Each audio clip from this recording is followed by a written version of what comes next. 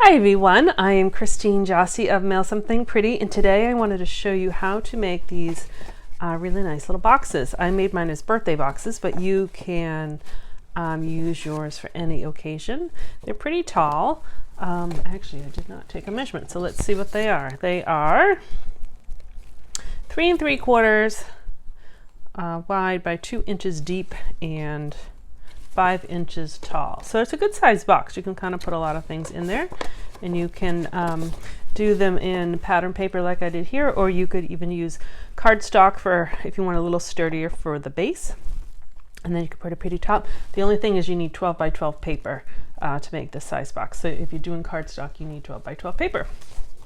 All right, so let me move these aside and I'll show you how to make them. I made a little template. I'm going to move this for a second just so, because I think you can probably see this better, not against a white background. So I like to make templates and then I save them for when I do, especially like 3D projects, so then it's easier for me to refer back to. So your piece of paper, the base of the box is 7 by 12, so it's 12 going wide and 7 inches tall. And then you're going to score them at 2 inches, 5 3/4 inches, 7 3/4 inches, and then 11.5. And then you'll flip it and score down this way at 2 inches. And then what you're going to do is cut these little panels just up to the score line, here, here, here, and then this little tab, you're just going to cut this whole thing off. And the rest, all these lines are just score lines. So it's going to look like, well, I didn't cut my tab yet, but that's the size it looks like. And this one I already scored. I didn't score the top yet, so I'll show you that. The lid, I should say, is 6, so 6 going this way, 6 by 4 3/8. And then you're going to score it at 1 1/8 on all sides. So let me do that actually right now. Move that so it's going to fall. So just as a be careful, I had scored this one and I scored it too much and it ripped.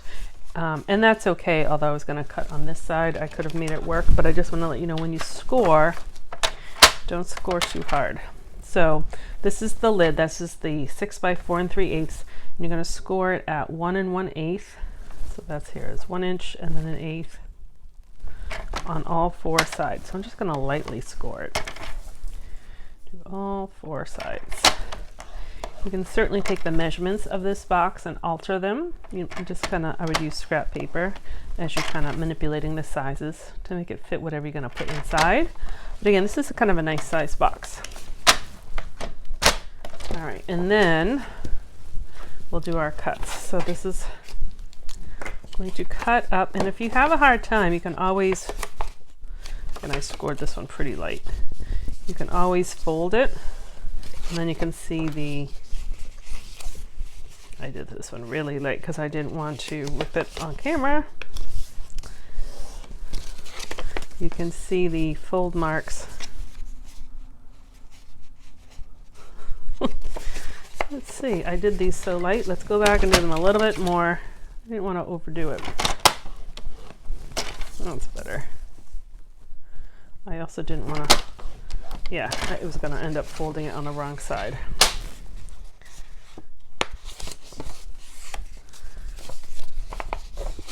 All right, so now I can see where I'm cutting.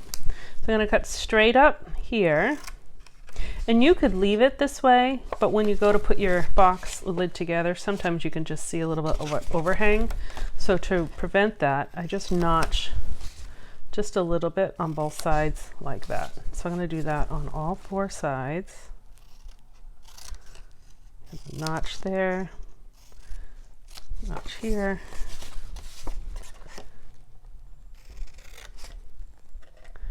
And I did not notch the base of the box. I don't think we had to.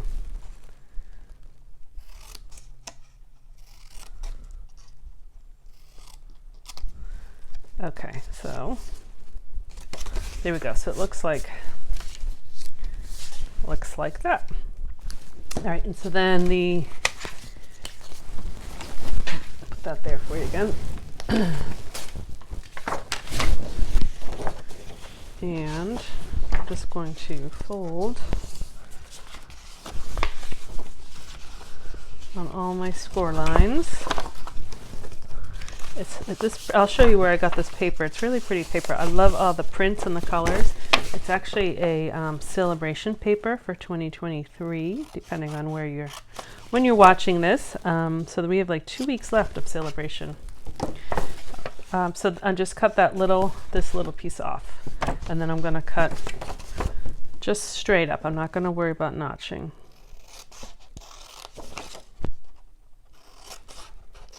Folding the score lines really helps. Seeing, especially some of these prints are harder to see than others. Okay, so now I'd actually turn it so I'm looking at the inside of the box. I'm going to flip this tab and give it a good score. You can use either tear and tape or glue. I think just because to make this faster, I'm going to use tear and tape, although I use glue quite a lot. But for this part, use tear and tape.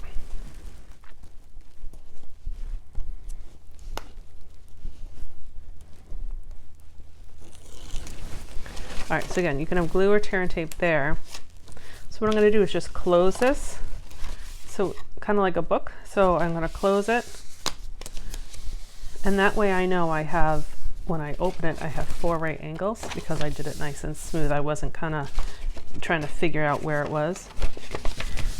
Fold that way just to give, there we go. And then on these tabs on the bottom, I close those 2 first. It's up to you if you want to put a little glue on that one or not.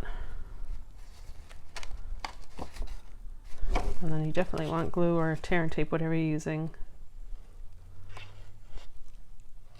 on the bottom. Just going to try to make sure that I have my right angles, and I'm going to turn it upside down. I'm going to put the cover on my glue, kind of just press it down, give it a good seal. So you can see how deep the box is. Definitely like hot sauce, hot chocolate packs, certainly little gifts can fit in there. All right, so there's the box. So let's put the lid together. I've already scored it. So I'm going to put these little 2 tabs up. I'm going to put glue on those. So this is the inside pattern. I want it to not be the same. So I'm just going to start with those 2 and then just close that from edge to fold. And again, those notches, you might not be able to see, but it gives a little leeway so that you're not seeing the edge. If I didn't notch it, you would kind of probably see that edge.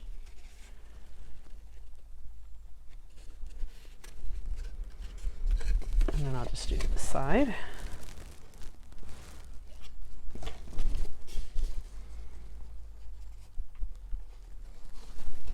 And this glue doesn't take too long to dry. All right, just make sure, give it a pinch on each side. Okay, so I'm going to just let that dry for a second, and I'll just show you.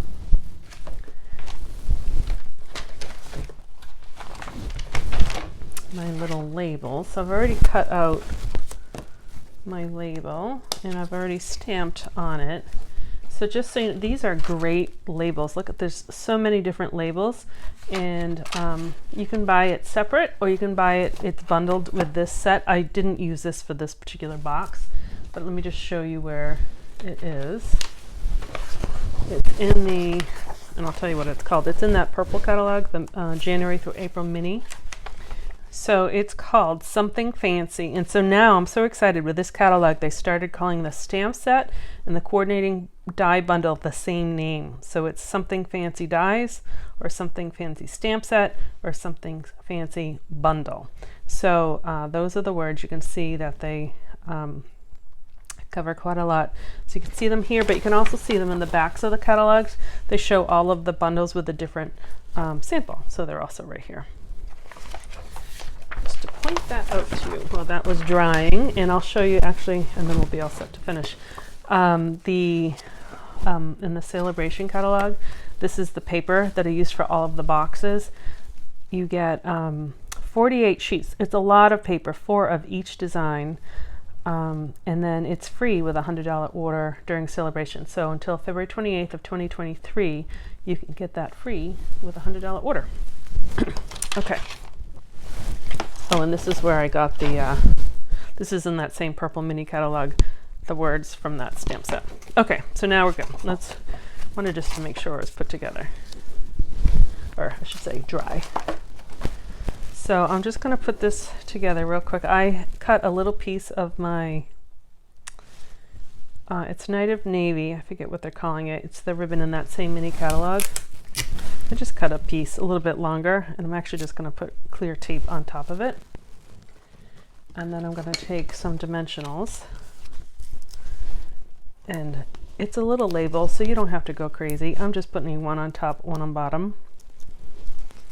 And then that will straddle the ribbon. So it looks like that. So I'm going to put the cover, the lid, on my box. Oh, it looks so pretty. And so I want my label to go there. So what I decided, what works better, I'm actually going to put the dimensionals on the box first, rather than put it on my label, because if I put it on my label, I could misjudge where it's going and I could end up covering that opening. But by putting it here, I just want to squeeze them. Now I can put that right on there because I know the lid's not going to be affected.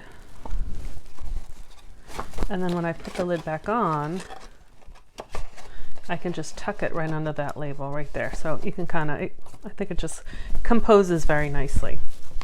So let me bring back all my colors. This one I use the same set of dies, I just use different ones. And actually that, I know the Happy Birthday's from the same set here. There is a Happy Birthday in that set that goes with a bundle. So those are the boxes. They're fun. Certainly with this pattern paper, it's kind of fun. It lends itself to birthday because it's bright and cheery. But you can use any paper you want to have any theme box you want. But they're a great size box. So I just wanted to show you how to make them.